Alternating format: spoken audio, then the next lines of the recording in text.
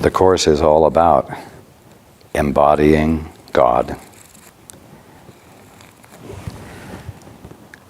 Aren't you glad you have a wonderful nudge in your experience?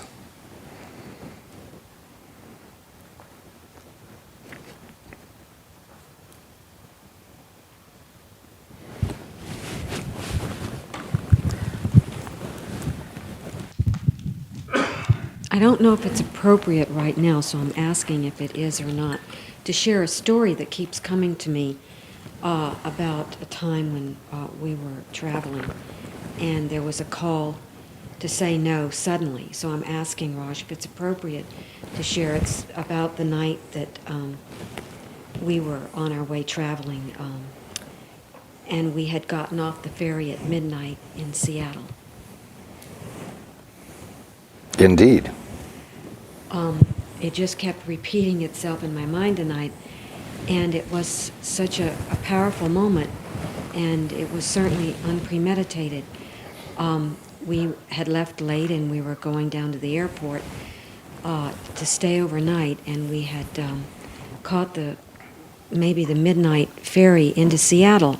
And as we got off the ferry, one of us, whoever was driving, had pulled on to the sidewalk to look both ways before we got onto the main road. And as we turned to the left, there had suddenly come a car that had jumped the middle divider and had landed on the sidewalk and was traveling toward our door at about 40 miles an hour. And all of a sudden, there was nothing to do. We were like frozen in the moment. And suddenly this welled up in me. The windows were up. No one could hear us, but what welled up in me all of a sudden was a no. And the moment that came out, the car jumped off the sidewalk and went, well, it didn't exactly go straight. It went way over in the other direction, but it altered its course immediately, although there was no physical contact or evidence that could have possibly changed the situation. But it was a sudden inner conviction that this was not to be, and it did alter it in a split second. So yes. That was one of the miracles that I've encountered, when you just know that you have to say no. Yes, the no was not an expression of fear like, oh no. It was a declaration of fact. That's the simplest way it can be put. And when you say no from your peace, from the tips of your toes, you are stating a fact, not a topic for negotiation.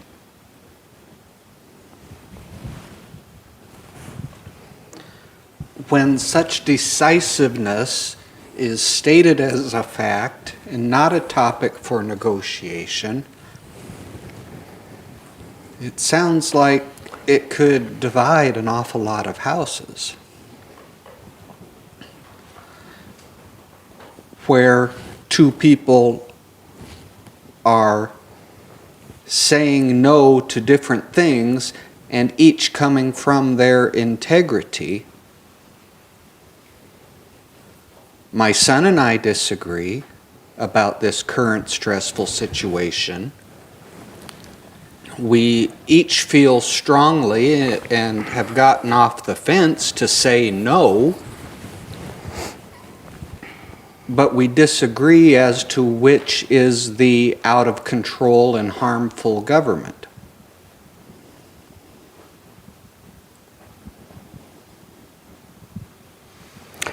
I understand. Mind you, we're not talking about coming from personal integrity. We're not talking about clear expressions of each one's best expressed ego orientation. What I'm talking about is coming from your peace and giving expression to the truth that you find revealed to you there. So the no that you are speaking of would change both governments.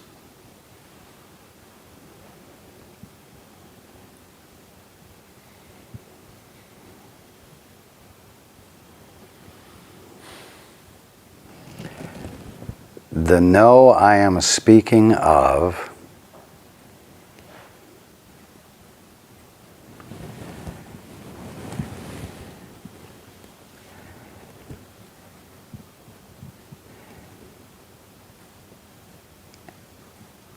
is not actually being addressed to governments. The no you will find yourself expressing is an unwillingness, an absolute unwillingness to join in substantiating the illusion. The no isn't against governments. The no isn't against individuals. The no is a statement of refusal to participate and support and thereby substantiate in humanity anything less than love, which transforms human relationships and therefore constitutes a blessing for all concerned. But it doesn't seem that simple from this perspective, because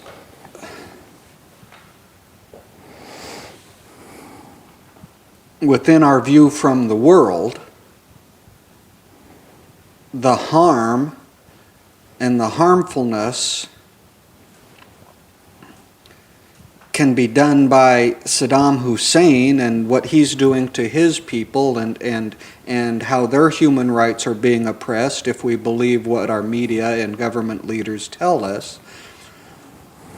Some would say that is the harm that needs to be stopped. And others will say, well, no, the harm is when we send in our airplanes to bomb those people there living in Iraq. That's where the harm is. And now maybe there's a path in between those two that works out, but it isn't looking that way in the world situation. It's almost like we're picking between which is the greater harm or the lesser harm.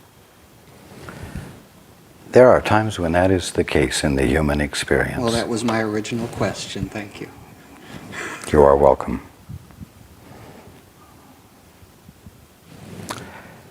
If a seriously disturbed man is holding a family hostage at gunpoint and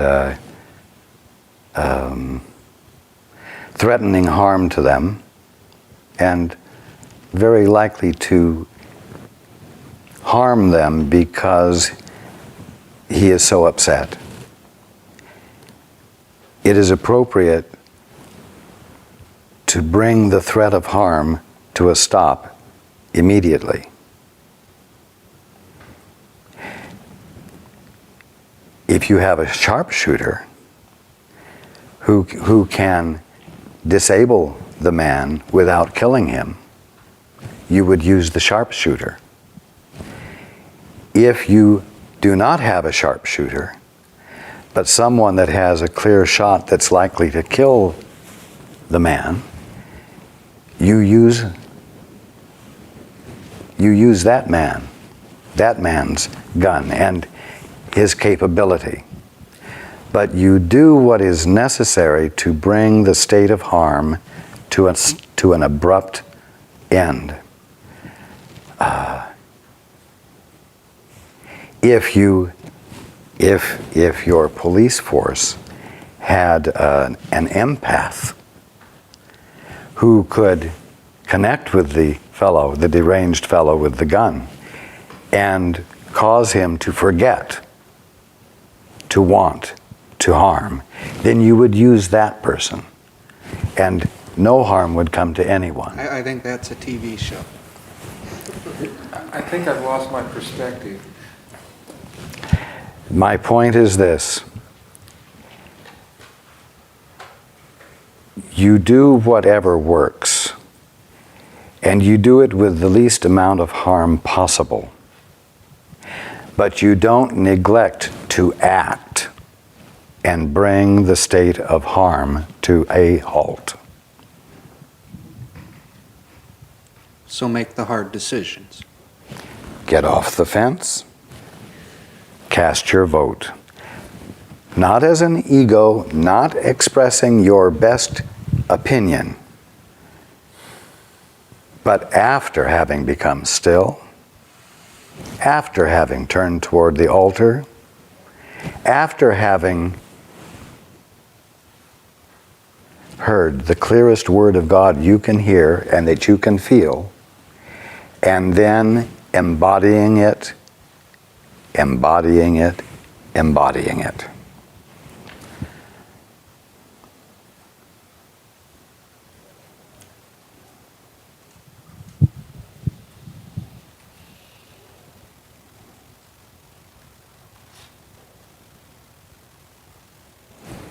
If a person steps out in the street and a truck is bearing down on them that they don't see, and you're standing right on the curb, do you stand there and say, well, wait a minute now, this is all an illusion.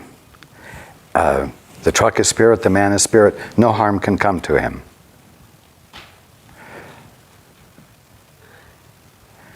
Or do you run out and grab him or push him and yourself out of the path of the oncoming truck and do what will cause no harm to occur?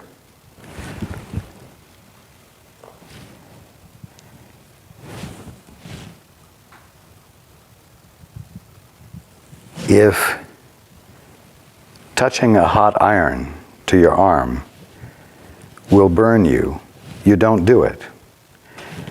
You don't do it until you have arrived at a point in your spiritual growth where touching it to your arm will not hurt you. So in the process of your being ever more perfect in your being the transformational presence of love, you always remain practical. And you do not neglect from acting practically,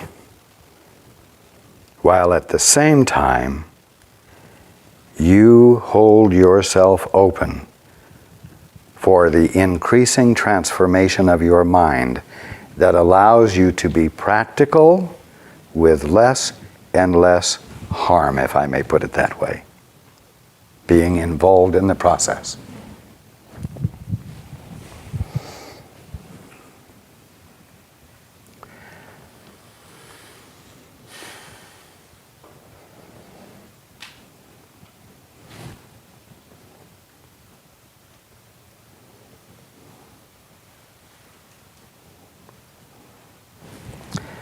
I've talked about this before, but I will finish up tonight by pointing out that there has to be a balance between between radical idealism and practical realism.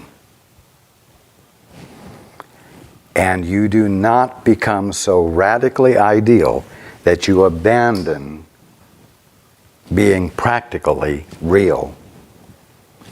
You explore and open yourself up expansively into radical idealism while requiring that radical idealism to find expression in a new and ever improving practical realism.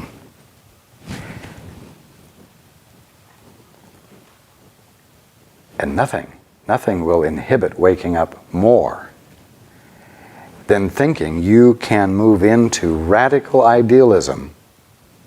And that's all there is to it, because you will you will think you are getting somewhere when you're getting nowhere. And you will not be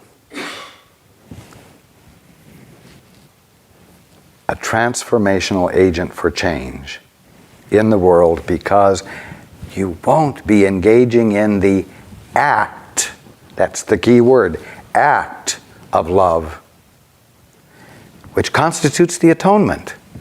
The atonement is not a thought of love, it's an act of love.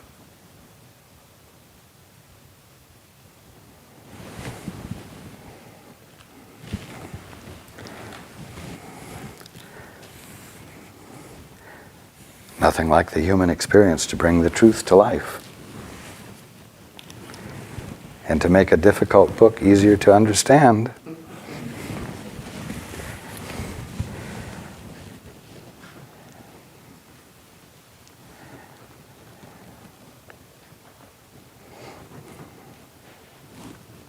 Well, no one can say we indulged in airy-fairy talk tonight. And yet, all of it has been absolutely relevant to the course and the undisturbable connection between God and His creation, which at the moment you're calling just the world and the universe, and a bunch of egos running around like chickens with their head cut off.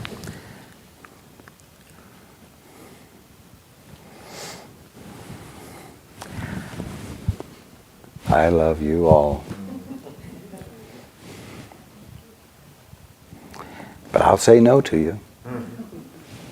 And you can love every brother on this planet, but you've got to be able to say no. And avoiding saying no will just keep the distress going longer. Enough said.